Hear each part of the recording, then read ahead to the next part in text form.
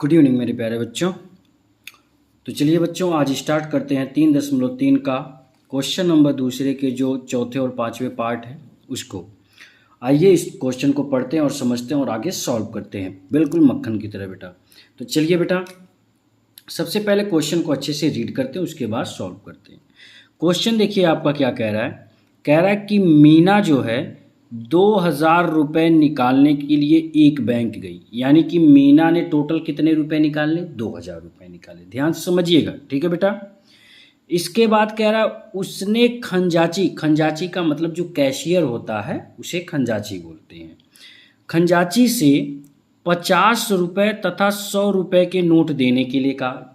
यानी कि मीना जब बैंक में गई तो उसने बोला कि भैया हमको 2,000 रुपये निकालने हैं, लेकिन हमको 50 रुपये का नोट दे दीजिए और 100 रुपये का नोट दे दीजिए, ठीक है। फिर आगे क्वेश्चन में कह रहा है मीना ने कुल 25 नोट लिए, तो जो कैशियर था, जो खंजाची था, उसने उसे टोटल कुल 25 नोट दे दिए। तो ज्ञात कीजिए कि उसने 50 रुपये और 100 रुपये के कितने कितने नोट प्राप्त किए। बहुत सिंपल है यार, इसमें कुछ करना ही नहीं है बेटा आपको। देखिए 50 रुपये को मान लीजिए, 100 रुपये को मान लीजिए। तो सबसे पहले हम लिखिए माना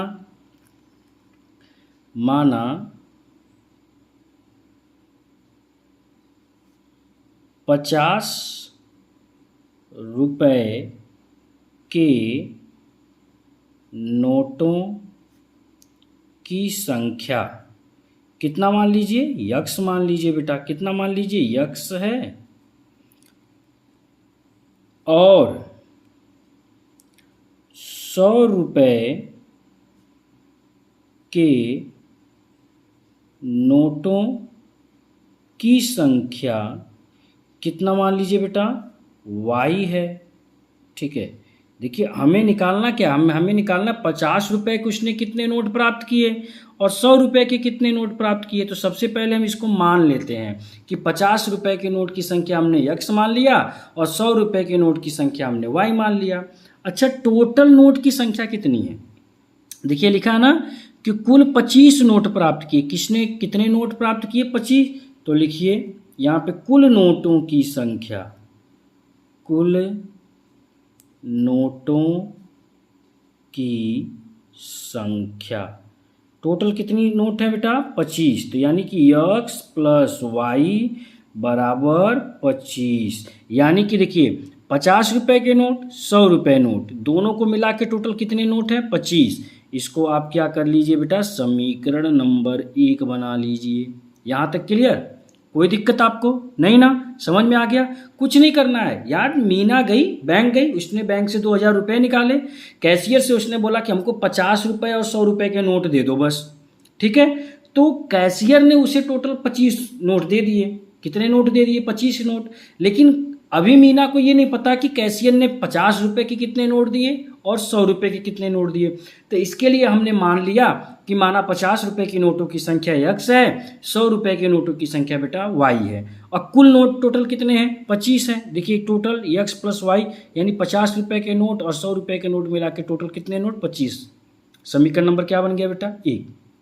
आगे क्वेश्चन क्या कह रहा है इसको देखते हैं। अब ये तो क्लियर हो गया। अच्छा, अब बताइए स्टेप नंबर ये कह रहा है, देखिए 50 रुपये तथा 100 रुपये की नोट देने के लिए कहा, ठीक है ना। तो आप क्या करोगे? देखो लिखोगे 50 यक्स यानी कि 50 रुपये के नोट प्लस 100 वाई यानी कि 100 रुपये के नोट। टोटल नोट कितने रुपए हैं? 2,000 रुपये हैं। कितने भाई? 2,000 रुपये हैं। क्लियर ना? इसमें से 50 आप कॉमन ले लीजिए तो क्या बचेगा? यक्स 50 दूना 100, 2 आई बराबर बेटा 2,000, ठीक ना। तो अब बताइए यक्स प्लस 2y बराबर 2,000। है गुणा हुआ है, इधर आएगा तो भाग हो जाएगा, यानी कि बट्टे 50। 0 से 0 कट गया तो 5 चौक 20 और 1 0 बचा, यानी कि आपका समीकरण बनेगा, कितना बनेगा बेटा? यक्स प्लस 2y बराबर 40। इसको आप समीकरण नंबर 2 कर लीजिए।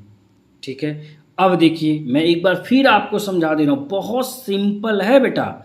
आपको देखिए ये तो क्लियर हो गया। ये मैंने क्यों किया, क्योंकि वह कह रहा है ना कि मीना 2000 रुपये निकालने के लिए बैंक में गई थी, तो 50 रुपये के नोट यक्स मान लिया, 100 रुपये के नोट हमने वाई मान लिया, टोटल उसे कितना मिला 2000 रुपये। तो अब इसमें से 50 हमने बाहर ले लिया, यहाँ बचा यक्स। यक्स देखिए 50 दूना 2, 50 दूना 100 वाई यानी कि 2 वाई बराबर 2000। तो यक्स प्लस 2 वाई को इधर कर लिया, 2000 है देखिए बेटा गुणा हुआ है, इधर भाग कर दिया तो 50 से 2000 में भाग दे दिया, हो गया 40। तो यक्स प्लस 2 वाई बराबर 40, समीकरण नंबर 2। यहाँ तक क्लियर बेटा, कोई डाउट? अब आपको क्या करना है इस पे देखिए। अब समीकरण 1 और समीकरण 2 को जरा देखिए और इसको सॉल्व कर देखिए। एक पद बराबर है, यक्स वाला दोनों बराबर है। और हमने जब बताया था यदि दोनों प्लस में हो या दोनों माइनस में तो घटा देना चाहिए। क्या कर देना चाहिए बेटा? घटा देना चाहिए। तो चलिए लिखिए समीकरण 1 में से समीकरण 2 को क्या कर दें बेटा? घटाने पर चलिए इसको नोट कर लेते हैं। समीकरण 1 क्या है बेटा?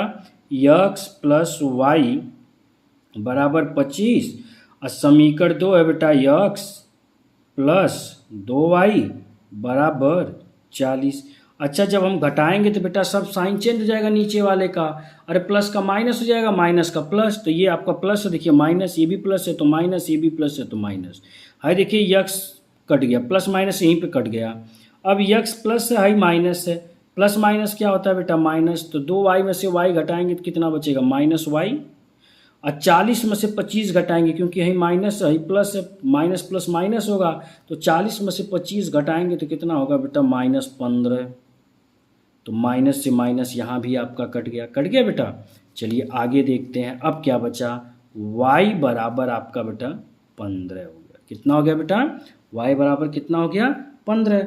अब यही y का मान आप चाहे समीकरण 2 में रखिए, चाहे तो आप समीकरण 1 में रखिए, जहाँ पे आपकी इच्छा हो वहाँ पे रखिए। ठीक है बेटा, आप जिसमें कहोगे हम उसमें रख देंगे। समीकरण 1 में रख दें, चलो बेटा समीकरण 1 में रख देते हैं। तो लिखेंगे y का मान, यहाँ पे लिखेंगे बेटा y का मान समीकरण 1 में रखने पर। अच्छा, समीकरण 1 क्या कह रहा था? समीकरण 1 देखिए है ना बेटा, यक्स प्लस वाई बराबर 25। तो हम यहाँ पे नोट कर लेते हैं। क्या कर ले बेटा? नोट कर लेते हैं यक्स प्लस वाई बराबर 25। तो है देखिए यक्स प्लस वाई का मान कितना बेटा? 15 है, तो वाई की जगह पर रखेंगे 15 बराबर 25। तो यक्स बराबर कितना होगा? 25, आई प्लस इधर आ गया तो बेटा -15। ठीक ना? तो यक्स बराबर कितना होगा? 25 में से 15 घटाएंगे तो कितना होगा बेटा? 10 होगा। क्लियर? यह आपका हो गया। ठीक ना? यानी कि 50 रुपए के नोट कितने हैं? देखिए 50 रुपए के नोट आपने यक्स माना था तो हो गया 10 नोट। कितने नोट? 10 नोट। ठीक बेटा। अच्छा, 100 रुपए का नोट कितना आपने माना था? 100 रुपए के नोट आपने y माना था तो y का मान बेटा 15। यदि आप प्रूव करना चाहते हो तो प्रूव भी कर सकते हो। देखो कैसे, ये देखो यक्स प्लस वाई बराबर टोटल कितना होना चाहिए? 2000 रुपये होने चाहिए। कितने होने चाहिए? 2000 रुपये। ये मैं प्रूव्ड कर रहा हूँ। यहाँ पे आंसर आपका क्लियर हो गया कि 50 रुपये के नोट कितने हैं? 10 हैं। 100 रुपये के नोट कितने हैं? ठीक है, 15 हैं। आप अब प्रूफ करना चाहते हो तो कर लो बेटा। ये देखिए 50 रुपये के नोट आपके 10 हैं, तो 10 गुणे 50। ठीक है बेटा, प्लस 100 रुपये के नोट 15 हैं, तो 100 गुणे 15। ठीक है ना बेटा? अब इसको प्रूफ करिए। हाई देखिए आपका हो गया 500 और हाई देखिए आपका कितना हो गया बेटा? 1500। कितना हो गया बेटा? 1500। अब इन दोनों को जोड़ोगे तो कितना आएगा बेटा? 2000 आएगा ना। ये देखिए 2000 नोट प्राप्त हो गया कि नहीं, ये प्रूव्ड मैंने किया है, ये आपको कॉपी पे नहीं करना है, बस ये मैं आपको समझाने के लिए किया हूँ। ये देखिए 2000 रुपये आपके नोट क्लियर हो गए। ठीक है बेटा, आई होप आपको ये क्वेश्चन अच्छे से समझ में आ गया होगा। चलिए अब बढ़ते हैं इसके लास्ट पार्ट यानी कि 5वें पार्ट पे, देखते हैं 5वां पार्ट क्या है बेटा। ठीक है, समझते हैं उसको। चलिए या 5वां क्वेश्चन देखते हैं बेटा, इसको अच्छे से रीड करते हैं और फिर इसको समझ के सॉल्व करते हैं। देखिए क्वेश्चन क्या कह रहा है, सबसे पहले इसको समझते हैं।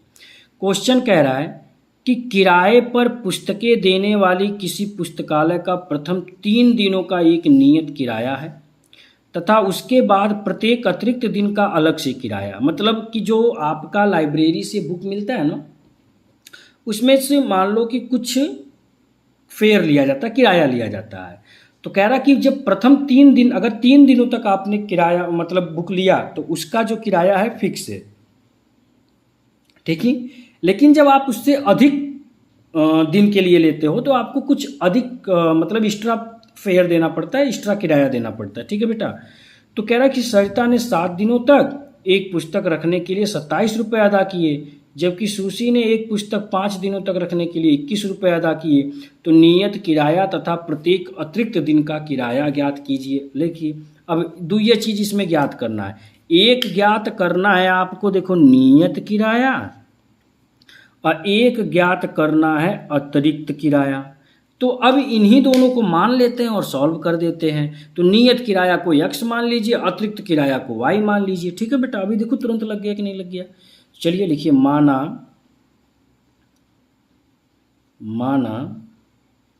नियत जो किराया है कितना है बेटा, x रुपये है। ठीक ना, ये हो गया। अतिरिक्त किराया कितना बेटा, अतिरिक्त किराया कितना बेटा, y रुपये है। ठीक है, ये हमने मान लिया कि हमने माना कि नियत किराया x रुपये मान लिया, अतिरिक्त किराया हमने y मान लिया। ठीक है बेटा, अच्छा अब क्या कह रहा है कि जो स्टेप फर्स्ट है उसको जरा से समझते हैं क्वेश्चन को। ठीक है, देखिए क्वेश्चन क्या कह रहा है कि किराए पर पुस्तकें देने वाले किसी पुस्तकालय का प्रथम 3 दिन, ये देखिए प्रथम 3 दिनों का एक नियत किराया है। ठीक है बेटा, उसके बाद प्रत्येक अतिरिक्त दिन का अलग से किराया है। तो सरिता ने 7 दिनों तक पुस्तक रखने के लिए 27 रुपये अदा किए। यानी कि सरिता ने कितने दिन रखा, 7 दिन। तो x प्लस 7y बराबर कितना हो गया बेटा, 27। इसको आप क्या कर लोगे, समीकरण 1 कर लोगे। ठीक है, यानी कि 7 दिन, देखिए लिखा है ना कि सरिता ने 7 दिनों तक एक पुस्तक रखने के लिए 27 रुपये अदा किए। कितने रुपए अदा किए, 27। तो x प्लस 27 है, देखिए नियत है, देखिए अतिरिक्त हो गया, बराबर 27। समीकरण नंबर 1 हो गया। स्टेप नंबर सेकंड क्या कह रहा है, स्टेप सेकंड क्या कह रहा है, जबकि सुशी ने एक पुस्तक 5 दिन रखा। कितने दिन रखा, 5 दिन रखा। तो सुशी का हो गया x प्लस 5y बराबर कितने रुपए अदा किए, 21 रुपये अदा किए। यहाँ पे 21 कर लेते हैं, समीकरण नंबर इसको 2 बना देते हैं बेटा। ठीक, अब चलिए इसको एलिमिनेशन मेथड करने के लिए हमने आपको क्या बताया, जरा इस पे फोकस करिए। तो हमने आपको बताया है ना कि कोई भी एक वेरिएबल, कोई भी एक चल राशि कैसी होनी चाहिए, सेम होनी चाहिए। कैसी होनी चाहिए, सेम होनी चाहिए। तो आप बताइए, ठीक है, आप बताइए इसमें क्या करेंगे। इसको सीधे आप क्या करेंगे बेटा, सॉल्व कर देंगे सीधे। ठीक ना, हाँ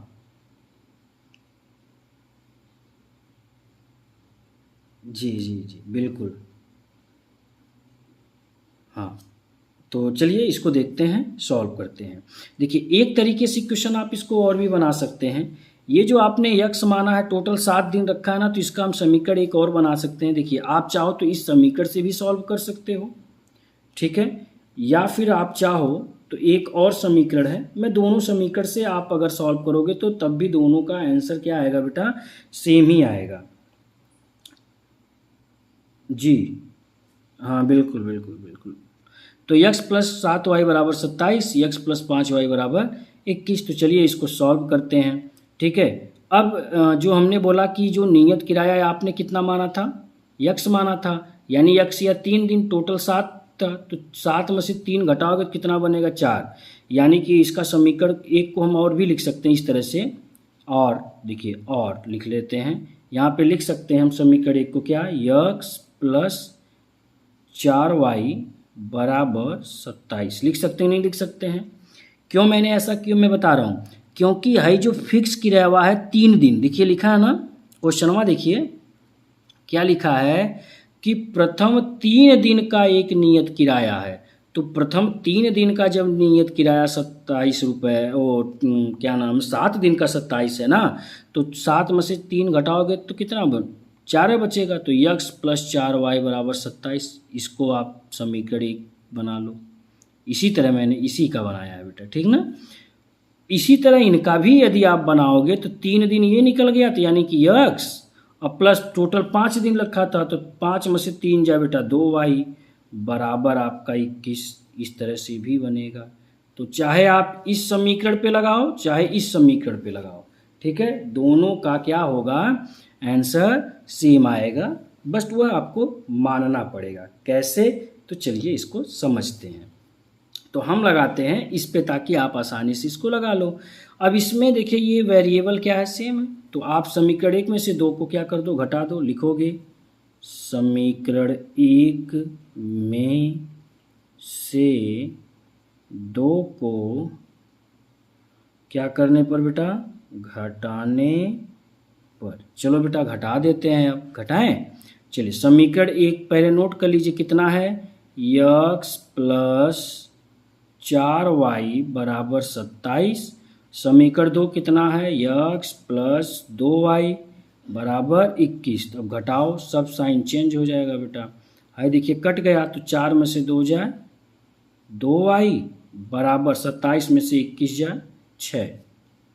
कितना आ गया, 27 में से 21 है बेटा आपका 6 आ गया। तो y बराबर कितना आएगा, y बराबर देखिए 6/2, 2 एकम 2, 2 तिहाई 6, यानी कि y बराबर आपका 3 हो गया। ठीक ना बेटा। अब यही y का मान जो आया है, y का मान जो आया है, इसी को आप समीकरण 1 में या 2 में रख दीजिए। तो लिखिए y का मान समीकरण 1 में रखने पर, तो समीकरण 1 क्या था, यक्स प्लस 4y बराबर 27। तो नोट कर लीजिए यक्स प्लस 4y बराबर 27। तो यक्स का मान निकालना है, यक्स प्लस 4, y का मान आपका बेटा 3 बराबर 27। तो यक्स बराबर बेटा कितना होगा, देखो 27, 4 3 12 प्लस इधर माइनस होगा तो 12। ठीक बेटा। तो यक्स बराबर आपका कितना हो जाएगा, यक्स बराबर आपका कितना हो जाएगा बेटा, 27 में से 12 घटा दो, 7 में से 2 जाए 5 और 2 में से 1 जाए 1, यानी यक्स बराबर आपका 15। क्लियर यहाँ तक, कोई डाउट? तो अब आपको ये समझ में आ गया होगा कि जो आपने नियत किराया कितना माना था, यक्स माना था। तो लिखेंगे नियत किराया बराबर यक्स, तो जो आ गया कितना, 15 रुपये, यानी कि प्रथम 3 दिन का किराया कितना, 15। अब कह रहा कि अतिरिक्त किराया आपने कितना माना था, अतिरिक्त किराया आपने y माना था, कितना माना था, y, किराया आपने y माना है, और y का मान आपका आया था 3, यही हमारा 3 रुपये। ठीक है बेटा, यही हमारा क्या होगा, आंसर होगा। ठीक, आई होप आपको ये अच्छे से बेटा समझ में आ गया होगा। Thank you.